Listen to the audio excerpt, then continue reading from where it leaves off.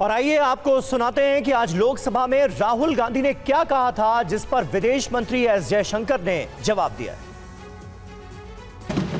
Our foreign policy would take into account this revolution. When we talk to the United States, we would not send our foreign minister to invite our prime minister to his coronation. We would not send him 3 or 4 times, please invite our prime minister. Because if we had a production system and if we were working on these technologies, the American president would come here and invite the prime minister. So it is important to understand where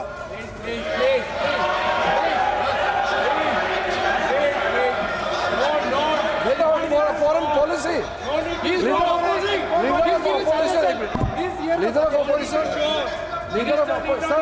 Leader of opposition cannot make such serious unsubstantiated statement.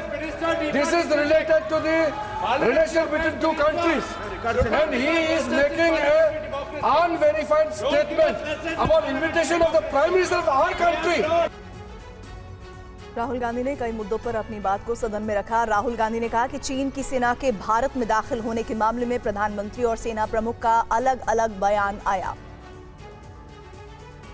The Prime Minister has denied that Chinese forces are inside our territory, but for some reason our army keeps talking to the Chinese about their entry into our territory, and our Chief of Army Staff has said that the Chinese are inside our territory. This is a fact. This is not invention, this is a fact. Now, but the reason China is inside our territory is important. Because people think that wars are fought between armies and their weapons.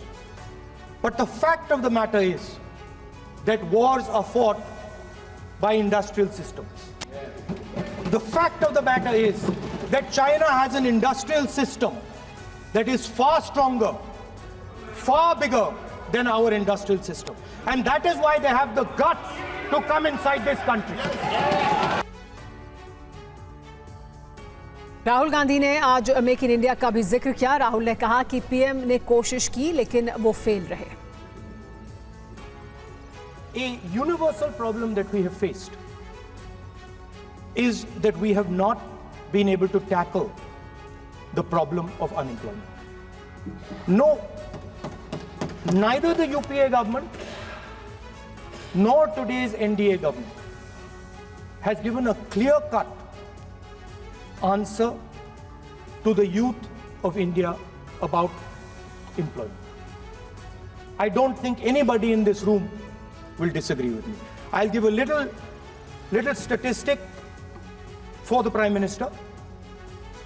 The Prime Minister, something I would agree with directionally. The Prime Minister proposed the Make in India program. I think a good idea. We saw the statues, we saw the functions, we saw the so-called investment, and the result is right in front of you. और राष्ट्रपति के अभिभाषण पर चर्चा के दौरान नेता प्रतिपक्ष राहुल गांधी ने महाराष्ट्र चुनाव का मुद्दा उठाया। उन्होंने कहा कि महाराष्ट्र में लोकसभा चुनाव के बाद विधानसभा चुनाव में नए वोटर्स के नाम जोड़े गए। महाराष्ट्र में more voters were added in 5 months in Maharashtra than were added in 5 years in Maharashtra.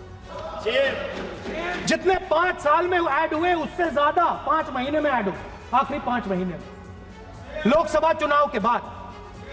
Sir, एक बिल्डिंग है सर शिरडी में, एक बिल्डिंग में 7,000 नए वोटर एक बिल्डिंग में ऐड हुए सर। एक बिल्डिंग में 7,000 नए वोटर ऐड हुए सर। सर, मैं कोई आरोप नहीं लगा रहा हूं, मैं सिर्फ ये कह रहा हूं सर कि इसमें कुछ ना कुछ प्रॉब्लमैटिक कि हिमाचल प्रदेश जितने बड़े वोटर्स लोकसभा के बाद जादू से आ जाते हैं। और दिल्ली में चुनाव प्रचार थम चुका है। प्रचार के आखिरी दिन दिल्ली के रण में रक्षा मंत्री राजनाथ सिंह भी उतरे। दिल्ली के मोती नगर रोड शो के दौरान राजनाथ सिंह ने TV9 भारतवर्ष से एक्सक्लूसिव बातचीत की। उन्होंने कहा कि दिल्ली में बीजेपी के लिए अप्रत्याशित माहौल है और इस बार 2/3 बहुमत से बीजेपी की सरकार बनेगी। मोती नगर में आज आखिरी दिन रक्षा मंत्री राजनाथ सिंह रोड शो कर रहे हैं। अब तक दिल्ली में तमाम प्रचार के बाद आज रोड पे उतरे हैं रक्षा मंत्री खुद, और प्रचार के ये आखिरी कुछ क्षण हैं जब स्वयं आप देख सकते हैं कैसे रक्षा मंत्री को लोग अभिवादन कर रहे हैं और वो फूलों से स्वागत किया जा रहा है जगह जगह। मैं आपको दिखाऊं मेरे दोनों ही तरफ यहाँ कैसे रक्षा मंत्री को लोग घरों में खड़े होकर अभिवादन कर रहे हैं और स्वागत कर रहे हैं। यहाँ से मदन लाल खुराना का ये पारंपरिक सीट रहा और इस बार उनके बेटे हरीश खुराना चुनाव लड़ रहे हैं, जिनके प्रचार में स्वयं रक्षा मंत्री राजनाथ सिंह जी यहाँ पहुँचे हुए हैं। रक्षा मंत्री जी, दिल्ली में चुनाव प्रचार में आपने तमाम जगह पे प्रचार किया, आज जो है सड़क पे उतरे आखिरी क्षणों में फाइनल टच देने के लिए, क्या लग रहा है? दिल्ली में कई विधानसभा क्षेत्रों में मुझे जाने का अवसर मिला है। जो माहौल मैंने देखा है वह सचमुच अप्रत्याशित है और मैं पूरे विश्वास के साथ कह सकता हूं, इस बार दिल्ली विधानसभा के चुनाव में भारतीय जनता पार्टी 2/3 बहुमत से अपनी सरकार बनाएगी। सर, एक चीज केजरीवाल बार बार यहाँ की शिक्षा व्यवस्था की बात कर रहे हैं और कह रहे हैं कि वर्ल्ड लेवल की शिक्षा व्यवस्था हमारे पास है, क्या कहेंगे आप? अरे ऐसा है कि आप सभी जानते हैं केजरीवाल जी सच बहुत कम बोलते हैं, उनका यह मूल स्वभाव है। बहुत सारे आश्वासन उन्होंने दिल्ली की जनता को दिए थे। 11 वर्षों का समय गुजर गया लेकिन उन्होंने अपने आश्वासनों को पूरा नहीं किया है। हिंदुस्तान के सभी राज्य विकास के पथ पर तेजी से आगे बढ़ रहे हैं, लेकिन दिल्ली को भारत की राजधानी होने के नाते विशेष रूप से विकास के मामले में जिस तेज गति से आगे बढ़ना चाहिए वह संभव नहीं हो पाया, क्योंकि यहाँ की सरकार ने मोदी जी के नेतृत्व की सरकार का कोई सहयोग प्राप्त करने की कोशिश नहीं की, जबकि बराबर मोदी जी के नेतृत्व की सरकार ने एक राजधानी को जिस प्रकार की राजधानी होनी चाहिए वैसी बनाने की अपनी तरफ से भरपूर कोशिश की।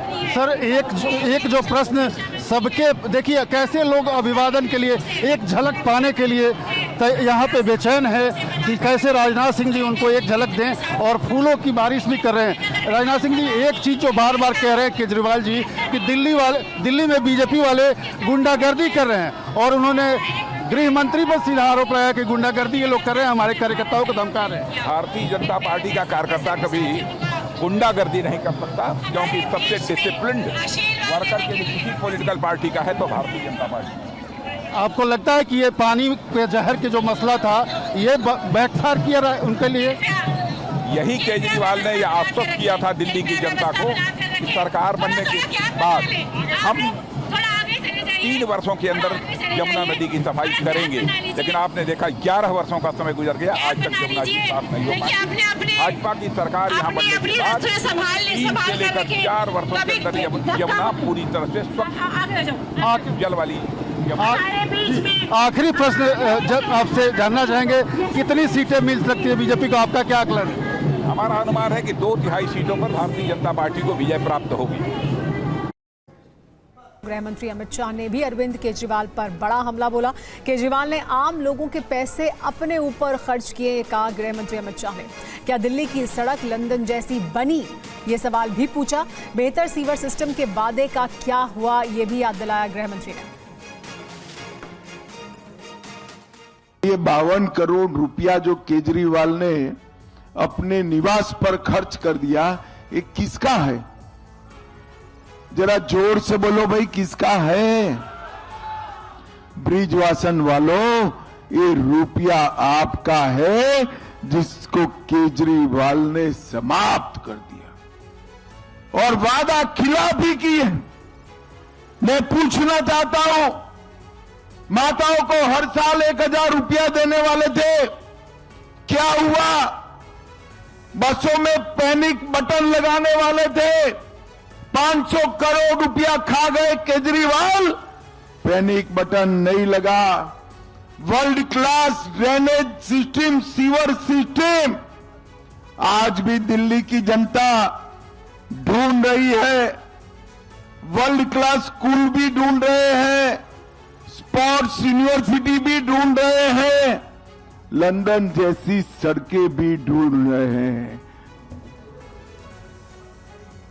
और प्रधानमंत्री नरेंद्र मोदी ने आज दिल्ली के छात्रों से बात की। इस दौरान उन्होंने आम आदमी पार्टी सरकार पर बड़ा आरोप भी लगाया। दिल्ली में चुनाव प्रचार के आखिरी दिन पीएम मोदी दिल्ली के छात्रों से बात की। इस दौरान उन्होंने दिल्ली में आम आदमी पार्टी सरकार की कड़ी आलोचना की। बातचीत के दौरान पीएम कुछ छात्रों के साथ बड़े से पेड़ के नीचे बैठे दिखे। उन्होंने आरोप लगाया कि आम आदमी पार्टी अपनी सरकार की छवि सुधारने के लिए छात्रों के भविष्य के साथ खेल रही है। मैंने सुना है ये दिल्ली में 9वीं कक्षा के बाद बच्चों को आगे जाने ही नहीं देते। जो बच्चे गारंटी है पास होंगे उन्हीं को जाने देते। क्यों? क्योंकि उनका रिजल्ट खराब हो जाएगा तो मेरी सरकार की इज्जत खराब हो जाएगी, इसलिए बड़ा बेईमानी का काम होता है। इससे पहले कांग्रेस ने भी आम आदमी पार्टी के शिक्षा मॉडल पर सवाल उठाए थे।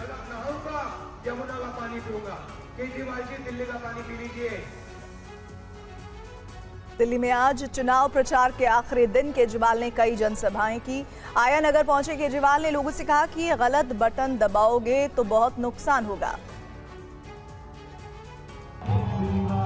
5 फरवरी को दिल्ली की जनता वोट डालेगी, लेकिन आज प्रचार के आखिरी दिन आम आदमी पार्टी के संयोजक अरविंद केजरीवाल ने जनता से वोट की अपील की।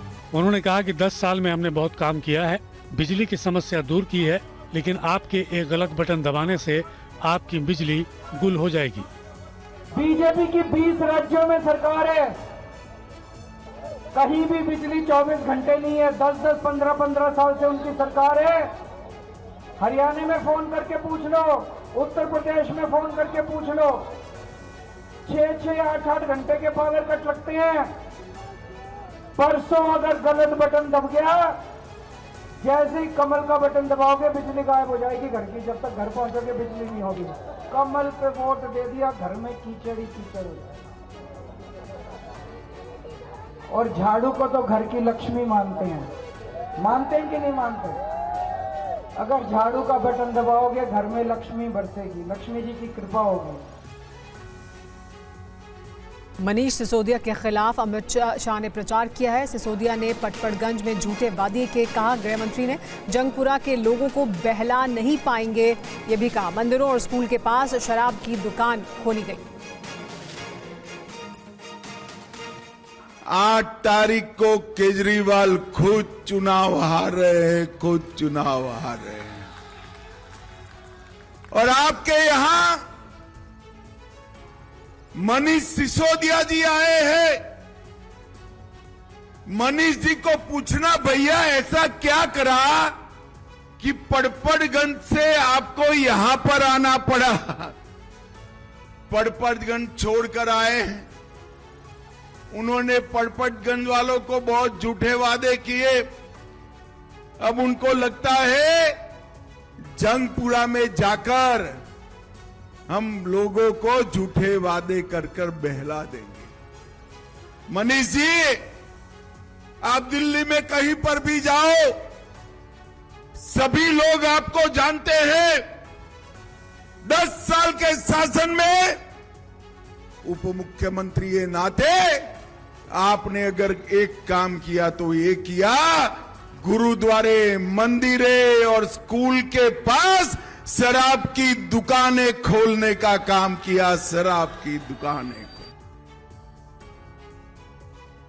और आज प्रयागराज महाकुंभ हादसे की गूंज सदन में बजट सत्र के दौरान भी सुनाई दी। शवों की संख्या को लेकर समाजवादी पार्टी सांसदों ने यूपी सरकार को घेरा।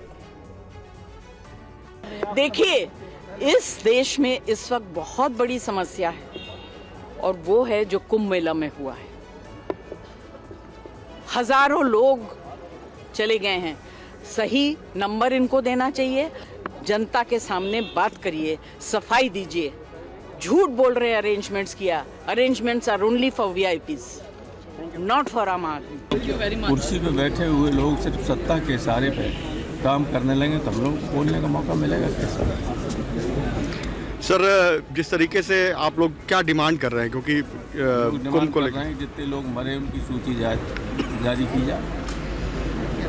सरकार कह रही 30 लोग मरे, 30 की भी तो सूची नहीं जारी कर रहे, 30 की ही करें सूची जारी, वो भी नहीं कर रहे। तो आप लोगों के पास क्या जानकारी आ रही है? हमारे पास जानकारी ये है जो वहाँ जो गए थे लोग देखना समझा, तो बीजेपी का कोई कॉपीराइट तो है नहीं कि साहब वो ही जाएंगे, उन्हीं के लोग जाएंगे, सब लोग जाएंगे। महाकुंभ हादसे को लेकर लोकसभा और राज्यसभा दोनों सदनों में हंगामा हुआ। बीजेपी ने कहा कि मामले की जांच पूरी होने दें, कई लोगों की निगाहें शर्म से झुक जाएगी। 35 करोड़ लोग स्नान कर चुके हैं, 35 करोड़ लोग। उन्होंने दुख भी प्रकट किया, जो लोग एक हादसा हुआ उसकी भी जांच चल रही है और उस जांच में भी षड्यंत्र की बू आ रही है। जब पूरा जांच सामने आएगी तो वो हादसा किसने करवाया उनको शर्म से झुकना पड़ेगा, ये भी मैं कहना चाहता हूं। महाकुंभ में दिवंगत लोगों को श्रद्धांजलि देता हूं, जिन्होंने आज हजारों की संख्या में वहां पर अपनी जान दी है कुंभ मेला। ये देखो, ये मेरा अंदाज। ये सर, नहीं ये गलत है तो आप बताइए सर। ये देखो, उसीलिए बोला ये गलत है, ये मेरा अंदाज है। अगर ये सच नहीं है तो आप बताइए क्या सच है। आज मिल्कीपुर में चुनाव प्रचार के दौरान समाजवादी पार्टी के मुखिया अखिलेश यादव ने महाकुंभ हादसे पर सरकार को घेरा। उन्होंने कहा कि सरकार हादसे में मारे गए लोगों के बारे में सही जानकारी नहीं दे रही है। कभी आप कल्पना कर सकते हो, जो करोड़ों गिन ले रहे हैं उन्हें 17 घंटे लगे सच बोलने पर, गिनती बताने पर, और जो अभी 30 की गिनती दी है वो गिनती सही नहीं है। वहां से जो जानकारी आ रही, जो सूचनाएं आ रही हैं, अभी भी बहुत सारी ऐसे लोग अपने परिवारजनों को ढूंढ रहे हैं, वो शायद मिल जाएं हमें। 100 घंटे से ज्यादा हो गए हैं जो लोग कह रहे थे कि हमने 100 करोड़ लोगों के आने का इंतजाम किया है। वो सोचिए, कुछ करोड़ लोगों के सही से स्नान भी नहीं करा पाए, न जाने कितने लोगों की चप्पल छूट गई, कपड़े छूट गए, और जो सामान छूटा आप कल्पना नहीं कर सकते हो, उसको जेसीबी से उठा करके ट्रॉली में भर करके इन्होंने फेंकने का काम किया है। और सुनने में यह भी आ रहा है कि जो ट्रैक्टर से भर करके सामान लेके गए, जो जेसीबी से सामान भरा गया, उसमें लाशें भी थी, सुनने में आ रहा है। और खबरों में आगे बढ़ेंगे। राजस्थान विधानसभा में आज धर्मांतरण विधेयक पेश किया गया। इस विधेयक में लव जिहाद और जबरन धर्म परिवर्तन करवाने पर सजा का प्रावधान किया गया। झारखंड, कर्नाटक और गुजरात के बाद अब राजस्थान के भजनलाल सरकार ने राज्य में धर्मांतरण कानून बनाने की तैयारी की है। सरकार ने आज विधानसभा में धर्मांतरण विधेयक पेश किया। इस विधेयक में जबरन धर्मांतरण पर 3 साल की सजा का प्रावधान किया गया है। मर्जी से धर्म परिवर्तन करने पर भी 60 दिन पहले कलेक्टर को जानकारी देनी होगी।